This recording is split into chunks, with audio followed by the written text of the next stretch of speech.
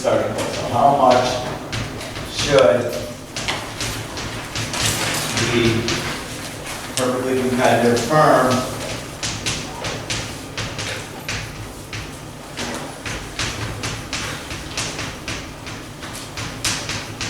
produce? And so that comes down to this big question of, what, and reworded, what is the profit maximizing quantity?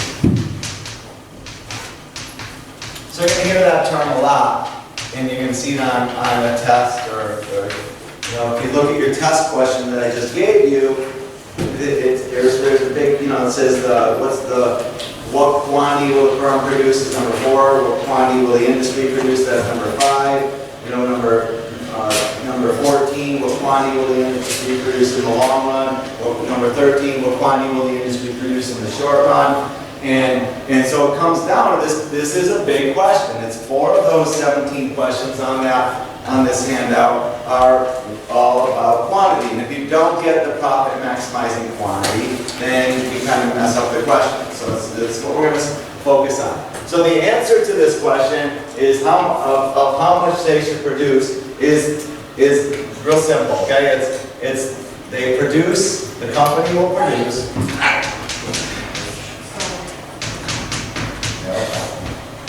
They will produce at the quantity where marginal revenue is equal to marginal cost. That's the key. Okay, so the marginal revenue, remember from before, the marginal revenue is the I didn't. Oh, good to know you're here. Okay, so anyway, so we have the marginal revenue is the marginal cost. So the marginal revenue, if you remember that, you guys, it's from last class. It's the additional revenue that comes in when you sell one more unit. So if I sell this next item, then that's the money that I get. The marginal cost is how much money it took me to put that item out there, to get that item out to the customer. And we have here's the marginal revenue here, and here's the marginal cost. So in this question, we went through this last class, but we go through it real quick again. We're going to look at the profit. So the profit is just the total revenue minus the total cost, and then the marginal profit, that's what this is. So, and profit, the pi sign means profit. Okay, so this would be your additional or your marginal profit. And it's going to be the difference between the marginal revenue and the marginal cost. So the marginal revenue here is 12, and the marginal cost is 9. So there's an addition of $3 to the profit. Okay, so what is the profit? The profit is the total revenue minus the total cost.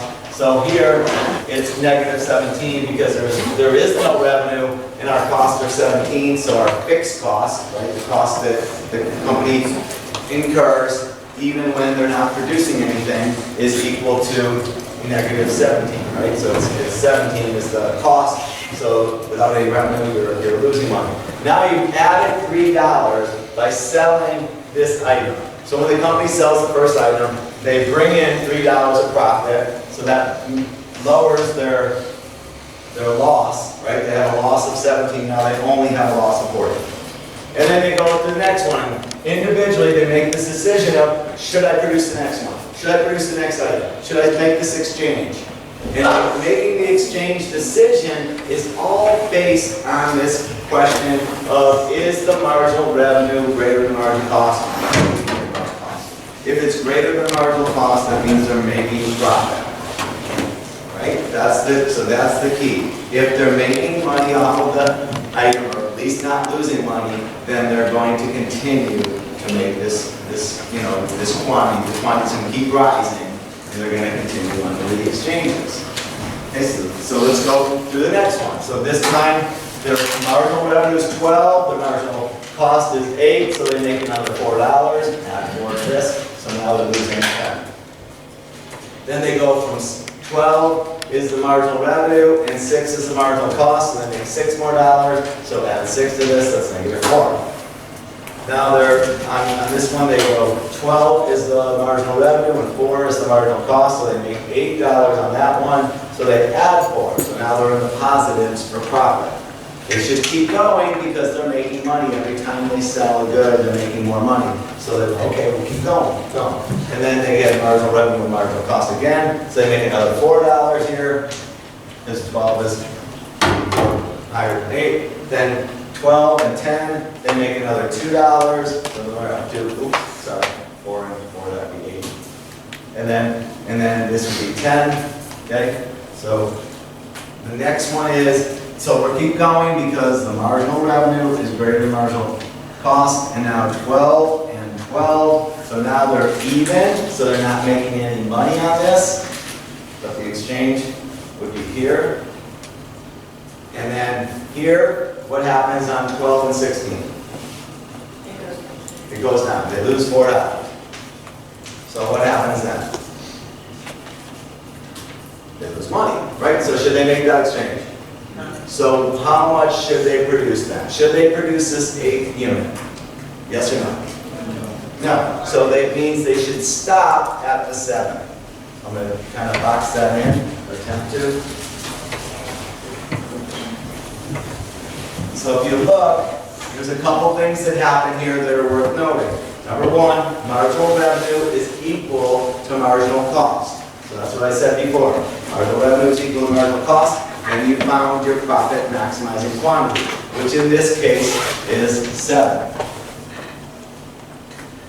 And the other thing that's worth noting is if you just look at the profit, they maximize their profit right here. So you can find out the top quantity that they should produce by looking at the profit or by looking at marginal revenue and marginal cost. Right? So you might say, well, why didn't they stop at 6? Because they made money at 6. So they kept going. And here they didn't make any money. That's plenty of times. Remember, you have to remember this is economic profit too. So that means they're covering all of their costs, including their opportunity costs. Here, they're not losing money by selling this 7th unit. They're just not making an economic profit.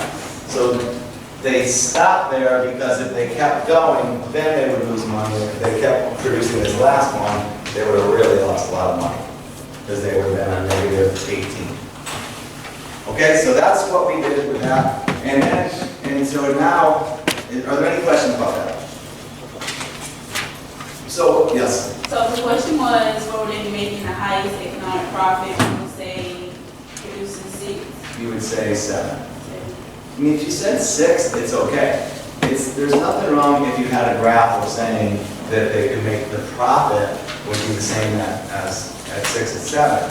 But if you had a graph, which is what we're going to mainly be dealing with, then you're going to look for on the graph, you're going to look for the point where the marginal revenue and the marginal cost are intersecting, and where they're the same. And that gives you the answer to your question.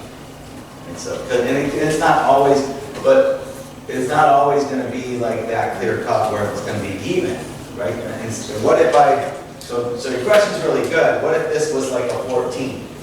This was a 12 and this was a 14. Then you would have said, well, it's very clear that even though marginal revenue is not equal to marginal cost, they shouldn't produce this next one because they would have lost money. So they would come back here. Okay? So you look for the point where, the last point where the marginal revenue is either greater than or equal to the marginal cost. Okay? All right, good question. Any other questions? So does everybody have this down? Okay, because now I start the graph part, and the graph part is going to be a little bit long and intensive. Okay. Sure. So we're good with all this. I'll try to leave this up long enough so that you can refer back to it. But here's what it looks like graphically. There are going to be, in total, there's going to be 4 different scenarios that are going to be represented on these 2 graphs. So here's what we're looking at. Right? We're looking at the perfectly competitive market. And we're looking at two different parts of it. Number one, we look at the firm. The firm is the individual company in the market. Remember, the output of the company, or the firm, is a little q.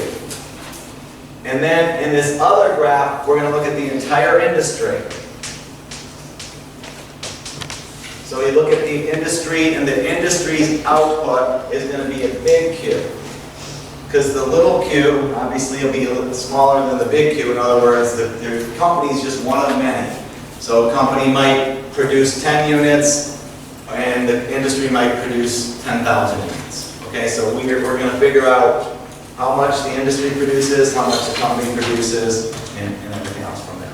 Okay, we're also going to put the prices here on this axis, and a lot of other things. And on this axis, we're going to put the price and just kind of leave it at that. Right? Then, we're going to start with the industry. And we're going to assume that the industry could be something that's a competitive industry. So it could be like a, like the examples I gave you last time, like nail salons or lawn mowing, like landscaping, something like that anybody can get into. And there's an industry demand for it. So that would be a typical demand curve. So this is your industry demand curve. And then there's an industry supply curve. That's not anything unusual, right? That's what we did at the beginning of this class, is we just did supply and demand for the first test. And so this is nothing different than you've seen before. So what do you think this supply and demand diagram is going to tell us? Two things, right? What are they? Equilibrium. Okay, so the equilibrium what? Price and the equilibrium quantity. So we're going to get the price here. I'm going to draw a line over like that, and that's going to tell us the price. And then I'm going to draw a line down here, and this is going to tell us the quantity. So far, so good, right? Nothing new. All right, now here's where it goes into the firm. All right, what price is this company going to charge? The equilibrium price. So they are taking the price from here. So let's just say in our example here, the price was 12. I'll put that right there. Then that means that there's going to be the same price. I could draw the line straight over here. And that will be my price that's going to be charged in the industry. So they too will charge a price of 12. So whenever you see the questions like you have on your sheet here, if you see what price will the industry charge or what price will the firm charge, it's going to be the same answer.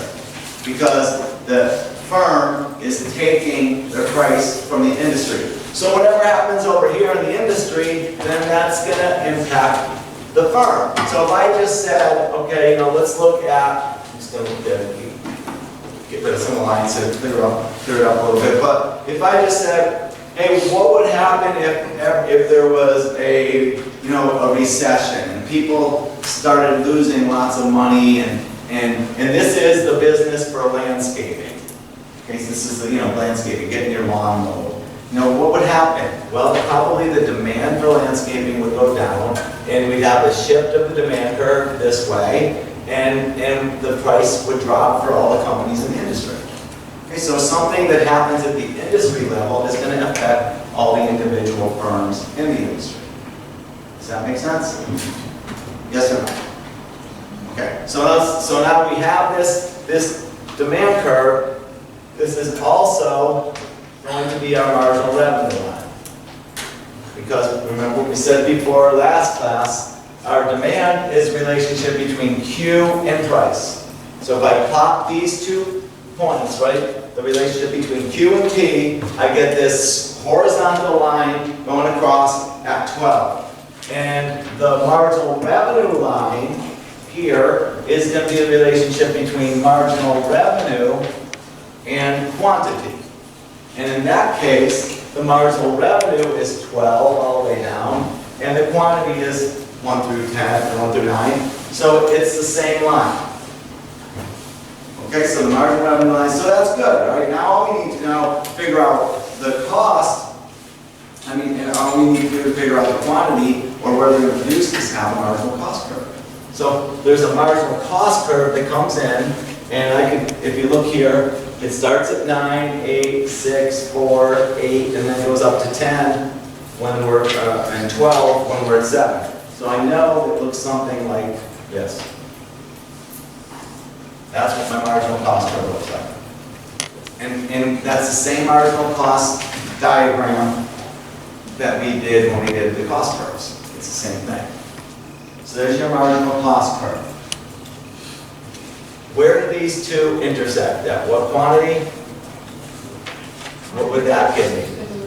That would be, if I draw this line down, this would be equal to what in this example? What's 7. So this is not only, in this kind of example, it's 7, but this is going to be what I call my Q star, little Q star, and the little Q star is the profit maximizing quantity that this company will produce. So just looking at your paper that you have in front of you, you have a sample test question, which when you open up, you know, when you see your test 3, when it comes up in whatever it is, a couple weeks, you're gonna look, and the first thing you're gonna see is this whole big chart, just like this. And the first question is gonna be just like the first question here. What it's gonna say, you know, what's profit maximizing quantity? You're like, well, I don't know yet.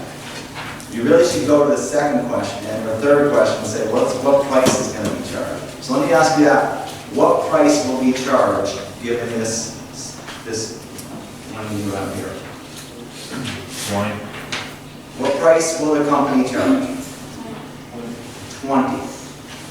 How did you get that? You go to equilibrium. So if you don't, well, first of all, if you don't have a copy, right here. But if you don't know, see that, then please pass that, or please tell the people next to you. One more. Thank you.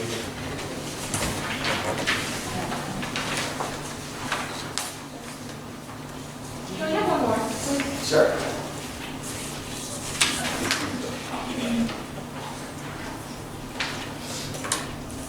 Okay, so you look and you start from the advanced line. I know there's a bunch of other lines going in here on that paper, but you just focus in on where the two intersect, draw the line across, and that is your short run. That tells you your short run price.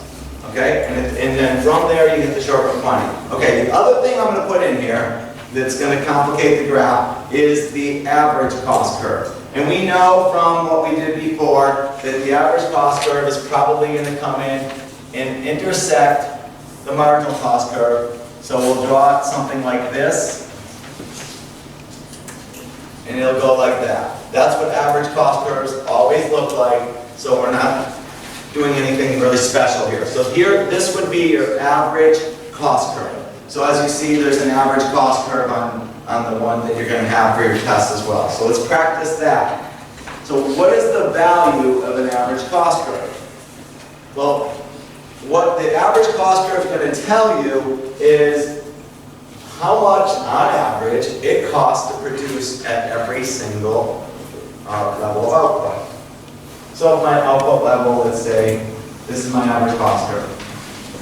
And this is quantity. So if I was to produce, let's just say 6, then my average cost would be whatever this is here. Let's just say, on average, if I was to produce 6, then my average cost would be about 10. Let's just say 10-ish. Okay, but if I produce 7, it's going to be here, and so on. Okay, so all the average cost curve is just telling you is how much it costs at every level of quantity. So in this case here, it looks like I'm minimizing my average cost right about here. That's the minimum point of the average cost curve. So the value of the average cost curve is to help us define the profit. So that's what we need the average cost curve. So to find profit,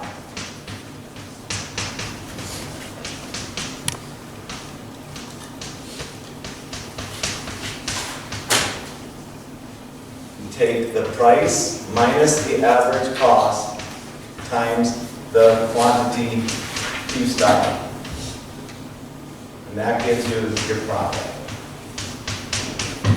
Okay, so let's just, let me give you an example, all right? Let's just say that the price of the good that you're selling is equal to $12. And on average, right, the average cost, which is the average cost per unit that you make, is equal to $10. And you're producing 7 of them. So what would be your profit in this case? You don't need to look at a formula. But if the price was 12 and the average cost was 10, how much are you making per unit? How much? 2. And how many units are you making? Yeah, so you're making 7 units, so your profit is going to be equal to what? 14. So you don't need the formula. The formula is what you would have done in your head anyway. If I say to you just without looking at this, right? It costs, your price you're charging is $25. Okay, for every unit you make, your price is $25. And on average, it's going to cost $15 to make the good. And you're going to sell 10 of them. What's your profit? 100. Okay, because you take your 25 minus your 15, that gives you 10. So you're making $10 per unit. And then you're multiplying that by the number of units that you sell. So I'll do a number, right? The price is equal to, we'll say the price is equal to 100. And on average, it's costing $80 to make it, and your quantity is going to be 20. So yeah, you're making perfect. You're doing great. Okay, so you make $20 per unit. This is, and then you're selling 20 units. So 20 times 20 is 400. Is that good? Yes. Is the average cost going to be given, or you figure it out from over here. Yeah, it's given because I know what quantity I'm producing. The quantity that we're producing is right here. Okay, so if you look on your papers. And you go to, the first thing you have to do is let's go to where let's find the profit maximizing quantity. So we go to get the profit maximizing quantity, we go to where the marginal revenue, which is right here, intersects the marginal cost, and that's right there.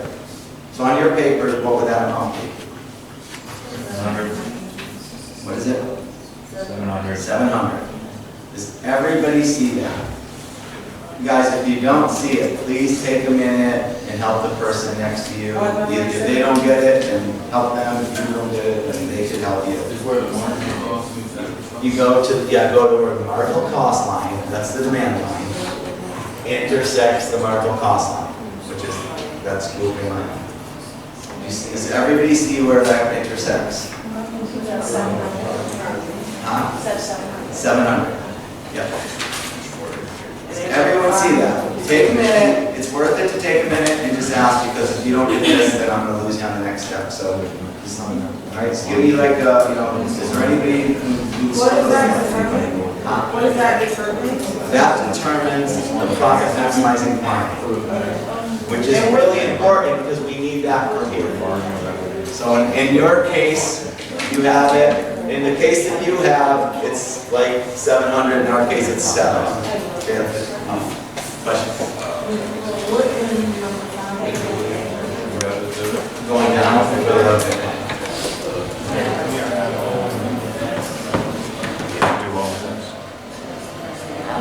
All right. So we go here to this point. We find that profit maximizing quantity. Now, to get the average cost, you go down to the average cost curve, and that's right there. Because, right, so I'm just saying, here's at this quantity, remember what this formula says is that at this quantity, I need to figure out what the price is and what the average cost is. So I'm going to start with the average cost. So at this quantity, so I find out the quantity, that's right here. I go up to the average cost curve, that's right there. and then my price is right here. And if I draw a line over this direction, then I get a box, and this is the profit box. The profit area. So in this case, the company is making a profit. And I can figure out the amount of profit because I can figure out what the average cost is, and I'm just going to estimate and just say it's about 10, right? Because really what it is specifically is I take the total cost and I divide it by the quantity, and so it's about 10. So I'm just going to say it's about 10, right? Because I don't really need to get too specific for this. So what would be this amount of profit? Anybody get it? Oh, wait, on the question that you gave us? Yeah. 21 Oh, no, I mean, on this question I'm giving you, what would be the amount of profit? You're ahead. 14. 14. Okay, because my price is 12, the average cost is 10. So that means that the price is 12, the average cost is 10. So you're making $2 a unit and you're selling 7 units. So your profit in my question here is going to be equal to 14. And that could be in billions. Okay, so let's go back, right? Let's start over again for a second. Right? You have the average cost curve comes in here, it's always going to look like that. The marginal cost curve is always going to intersect the average at the minimum point of the average. So when I draw that, I draw through the bottom of the average. And then I find the profit maximizing quantity by going to where MR equals MC. So that's a really important point. I draw a line down, stop at the average cost curve, put a little dot, go all the way down here. Now, once I get this dot, I draw the line over and I show a profit area. So now, this is the short run picture. Okay, everything I said to you is in the short run because in the long run there is no profit. That's one of the assumptions. Okay, so is everybody okay with this? Before I think I'm going to do is I'm going to erase it and just give you one more. I'm going to erase it and do it one more time. So I'm not going to use this.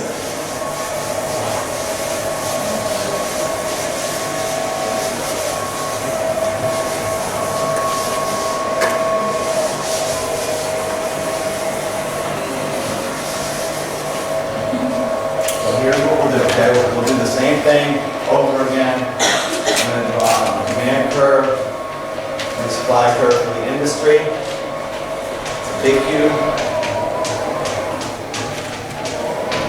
Price. And then next to it, I'm going to draw the only thing that I need to draw the cost curves. So I'll do the marginal cost curve, looks like that. And the average cost curve looks like this. And now we'll let the games begin. All right. So who wants to show me? Who wants to show me where to put the demand curve? Who wants to come up and draw in the price for one, but the demand curve for the other? Who wants to try to do that? Anyone? Is this just a random problem? Yeah. Yep. You don't even need the numbers. All you have here is a so just now what you have to do is show how do I start with this?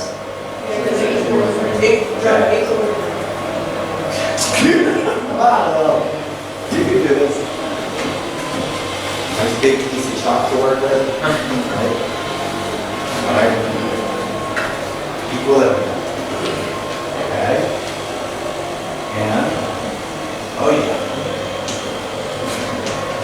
All right, congratulations. Just added a point to your exam. Plus 1. Good job. Okay, so that was not too hard, right? So she actually got us the Q star and and the price, and where would the demand curve be? You gotta finish your point out. So we just put this as also our demand curve, marginal revenue line, price, right, all that's in there. Okay, who wants to show me the profit maximizing quantity that this company will be producing? There, come up. Taylor, are you coming up, or are you just like stretching? What was that? I saw it go up and down. Is it just a back?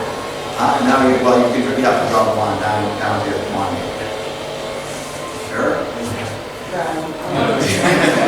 Well, go here first. All right, and then I'll go back there.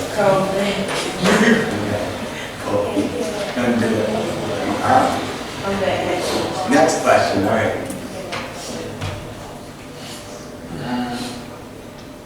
What is it, this one?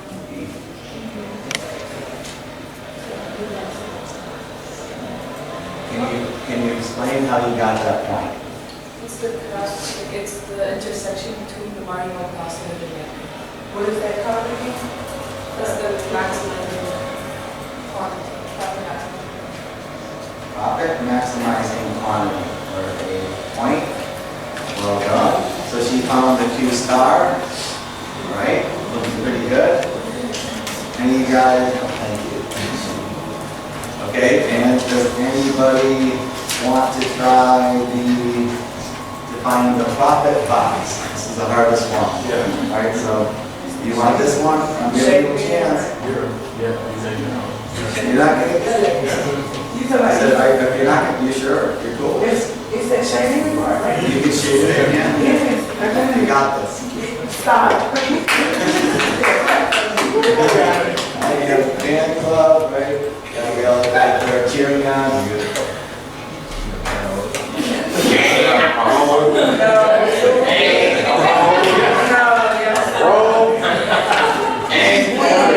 Yeah, so what's your starting point? Why there? I don't know how to explain it.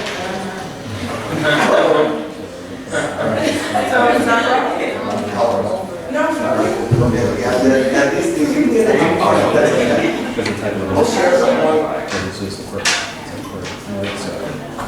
Alright. Kelsey. Yes, that's it, yeah, so it's on that line, yeah, put a dot there, so we know, right?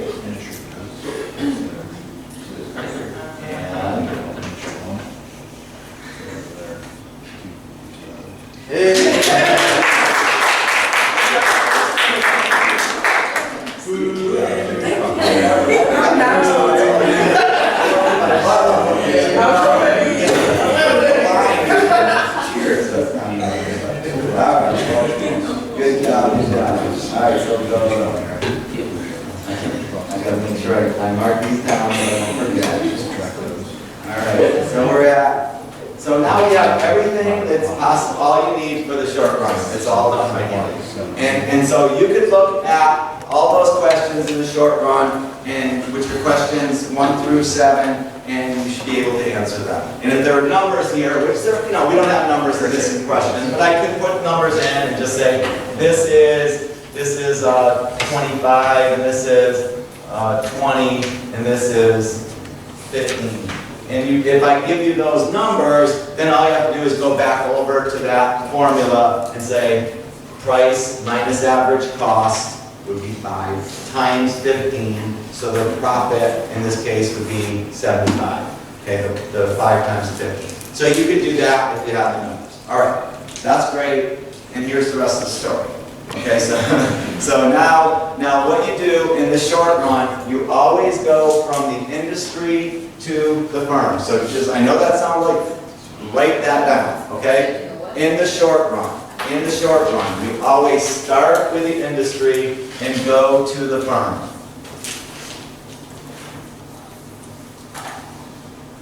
In the short run. In the long run, you always start with the firm and go to the industry. In the long run, you start with the firm and go to the industry. Yeah. So on the sheet, what will number 4 be? 702? Quantity the firm will produce was 700. And the industry was 2,800. And there'll be more questions that I'll put in there, but just one more question, but that looks good so far. Okay? All right, so the next part of this story is this, right? So we have this company and they're making profit. So it'd be like saying this. You have this company that's where you mow lawns, all right? So landscaping service. And you realize that, all right, the person who mows lawns is making $200,000 a year. What do you think would happen?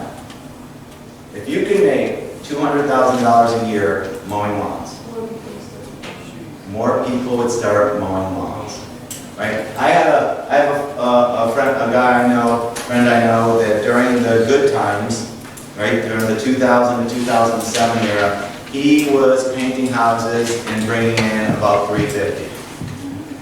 Painting houses, guys, $350,000 a year painting houses. Yeah, that's what I thought too. But so that's like, 300, and he didn't even paint a house. He hired a crew to do it, and he would just. That's how it was. Absolutely amazing, and this guy's house was ginormous, and etc. And it's absolutely incredible. So I thought to myself, who needs to really teach econ? I should be painting houses. It's going to make a lot more money doing that. And I can paint. I like painting. It's cool, right? So, but anyway.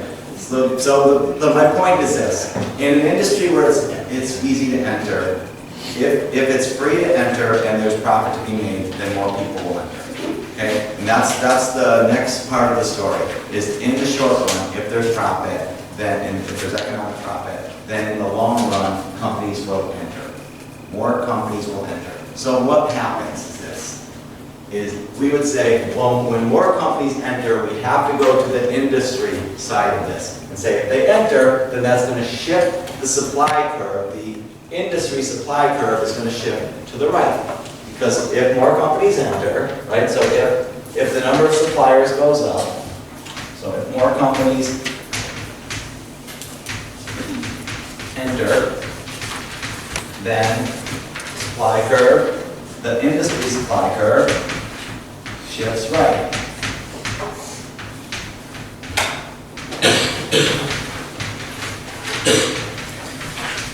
And if that happens, let's just draw this kind of mini, supply curve so I don't have to mess up the whole graph. But let's just say we have the supply shifts that way. So we have a new supply curve. So now we're no longer on this supply curve. We're now on this supply curve. Because more companies enter, that shifts the supply curve to the right. And when that happened, we go from this equilibrium as an industry to this equilibrium. So tell me what happened to the price when I shifted to the right. Down. The price went down. So if the price goes down for the industry, it's going to go down for the whole industry. It goes down for every single company within the industry. So now we have this new price that would go all the way down here. So we have a new demand curve, we call it D prime, a new marginal revenue line, called MR prime. But look what happened is when the supply increased, everybody in the industry started charging lower price. And that carries on over here. So what happened to the profit? It went down, exactly. It went down. It went from here to here. So now we have a smaller profit box. And don't worry, this is a transition, so I know it's messy. But now our profit box is in here. But there's still profit. So what's going to happen? If there's still profit, then what happens next? More companies keep entering. So instead of making, $200,000 mowing lawns, you're now making $150,000. That's okay. Hey, $150,000 is still good earnings. So more companies will enter, and more companies will enter, and what will happen is this will continue. More companies will enter, and it will continue until there is no more profit. So in the short run, there could be profit. But in the long run, more companies keep entering and entering and entering until there is no more profit. So this is sort of a transition graph. Let me show you what the real graph would look like.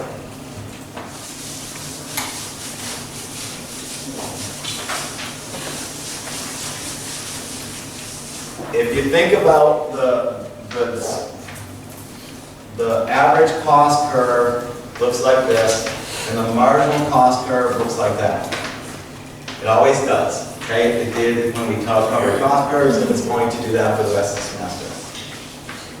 And we have a demand line over here, and a supply line over here. So we'll just start out, in this case, like this is our industry, and this is our firm. So there's our firm, here's our industry. And I'm going to go from short run to long run. So here's what would happen, okay? This is the big part that's going to get you 17 questions right on the test. Okay. So here's what happens. We start here, right? In the short run, we go from the industry to the company. That will be our profit maximizing price. This is our demand curve, our marginal revenue line, price charts in the industry. In this case, as you can see, the price is above the average cost, so there's profit. So what will happen is more companies will enter and enter and enter until there is no more profit. And the point where there is no more profit is at the minimum point of the average cost curve. So the point where there is no more profit is the minimum point of the average cost curve, because a company cannot charge less than the minimum point of the average cost curve. So if you go back over here to this cost curve, and just say we have a cost curve that looks like this, this would be the lowest price they could charge. So let's just say that becomes the price. If they charge this price, they make money, but so does everybody else in the industry. If they charge this price, they make money, but so does everybody else. So that means that more companies will enter. If they charge this price here, then this price is the lowest they could charge. They can't charge below it, because if they did, what would happen? They'd lose money. So what we are searching for in the long run, we're searching for the point where the marginal cost curve intersects the average cost curve, because that's the minimum point of the average cost curve. So you just go to the bottom of this average cost curve right there. And we're going to draw a demand curve right through that point. And I'm going to call that the long run demand curve.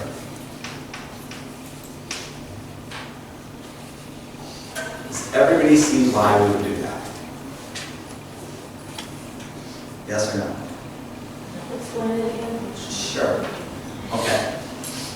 We go to the minimum point of the average cost curve because when the company produces here, there is no more profit. And if there's still profit, then more companies will enter. If we're negative profit, then companies will leave. And so if profit's below zero, companies will leave. If profit's above zero, companies will enter. So when will it be at equilibrium? It'll be at equilibrium when the profit is equal to zero. In other words, they're making what they should make. That's what profit means zero is. You're making what you should make. Doesn't mean you're making zero, it means you're making what you should make. Okay? So in the long run, companies will enter and enter and enter until the point where there's no more economic profit. And I think I gave this example before, guys. When I was, I'm going to say growing up, when I was in college, becoming a lawyer was really popular. And so what happened is these lawyers at that time were making, a couple $100,000 a year, and they were doing really, really well. And then a bunch of people started to become lawyers. And I remember one of my brother's friends, when he first became a lawyer, he got a job making like $12 an hour. Because there were so many lawyers out there. And so what do you think happens then? Well, people say, well, I'm not going to go into that field anymore. Why do I need to spend another 3 years in school if I'm going to make $12 an hour? I can make that being working at Walmart or something. Okay? So the point is that when there's profit, more will enter. When there's no more profit, then people won't enter. Right? They'll stop. So here's what happens. We draw that line all the way across, all the way across, all the way across to here. And what I'm going to put here is a supply curve. So I take that point, and that's going to be my long run supply curve. So companies kept entering and entering and entering, and as they enter, the supply curve shifts, right? As companies enter, the supply curve shifts to the right, keeps going and going and going, and for some reason it stops right here. Why does it stop there? More profit. Because there's no more profit. What if it kept going and companies kept entering? What would happen? Well, the price would have gone down here. It would have been really low, like right down here, and the companies would have lost money. So they've been like, oh, I can't stay in this industry. So it would have went right back here, and companies would have left. And if it kind of stopped here, then there would have been profit, and more companies enter and enter and enter. So it comes here and it stops. And that's long run equilibrium. So if you look at your graph, can you draw in the line or show me the price or tell me the price that would be the long run equilibrium price? 16. 16. The answer is 16. So if you can just, if you don't see that, then please look at the person next to you and talk to them for a second and see if you guys can figure it out together or they can explain. Can you repeat that question? Yes. What one? Can you repeat the question? The question is, what would be the long run equilibrium price? On the sample test question. Yes.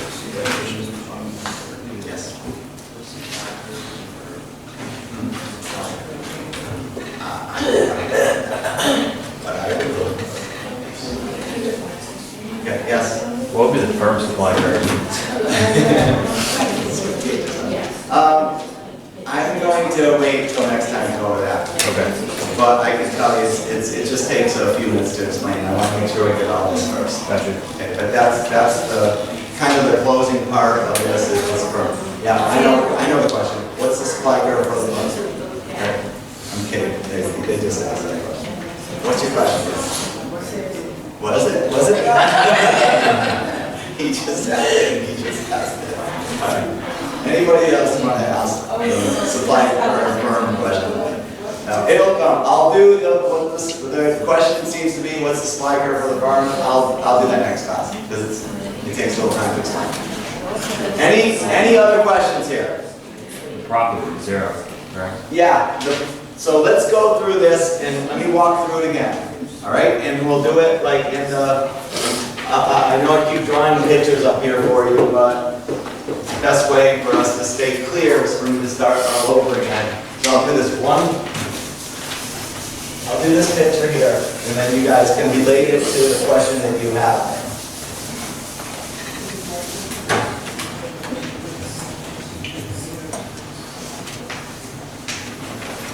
Maybe I'll even get some more points out. So we have the demand curve and the supply curve. And here's marginal cost curve.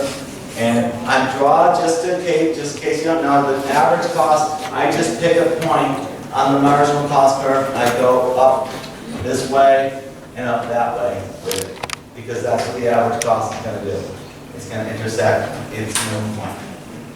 Okay? So short run, ready for this, okay? Remember what I said before. In the short run, we start with what? Industry. So the short run, we do the industry. I'm just gonna dot this, go over. That's the price. I'll keep dotting it so it doesn't mess up our graph too much. So this would be the short run price. I'll P star. There's obviously some profit here. This will be the profit box. Okay. So you can see that. In the long run, what would be the long run price and the long run industry supply? So who will show you? Yeah, you use your point. All right, Hunter, come on up.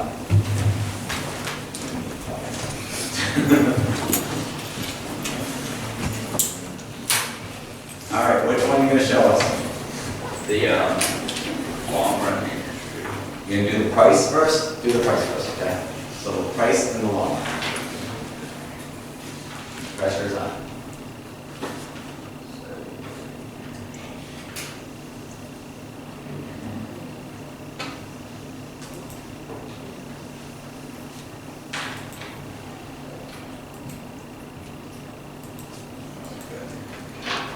I like that.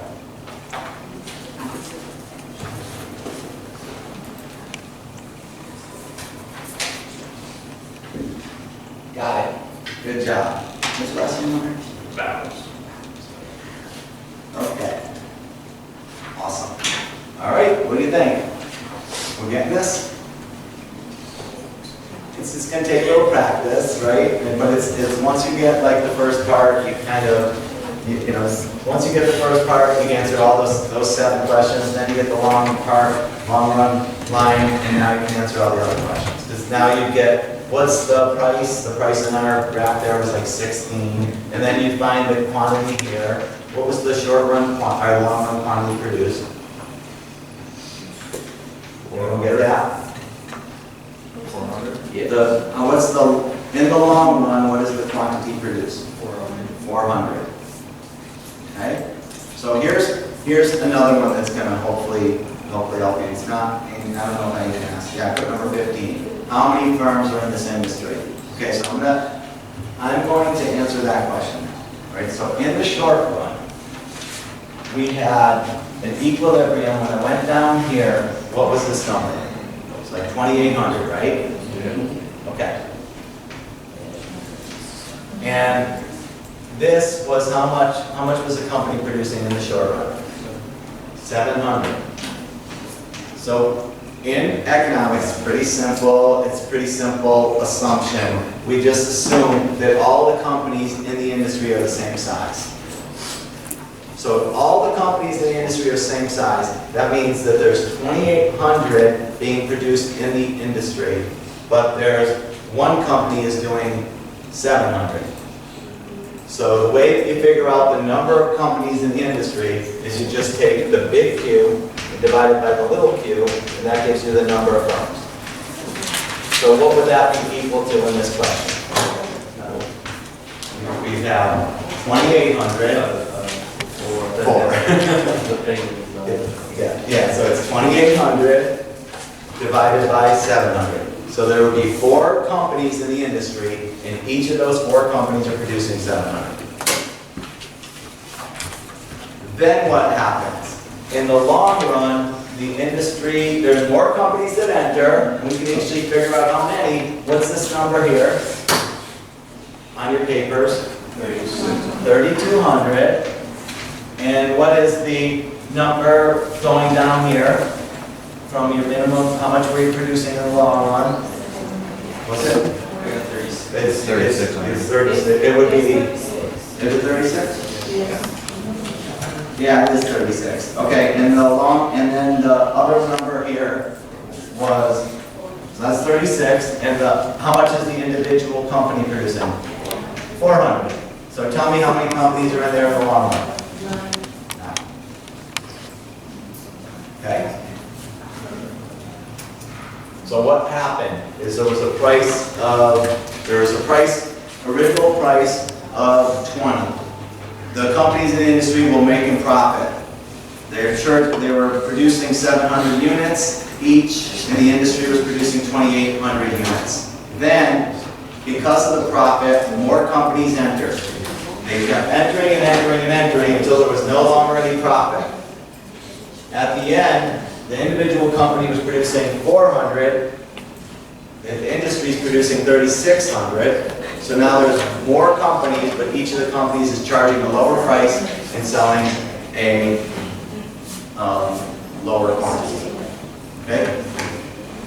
Is that it?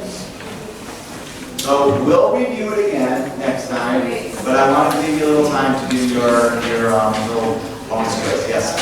For 12, for the profit in the long run, You since get- marginal you get- cost and average cost are the same, Or we're else just you using get zero. Yeah, that's like the question, as soon as you get your exam, you can write that in. You know, as soon as you see, what's the profit in the long run, it's zero.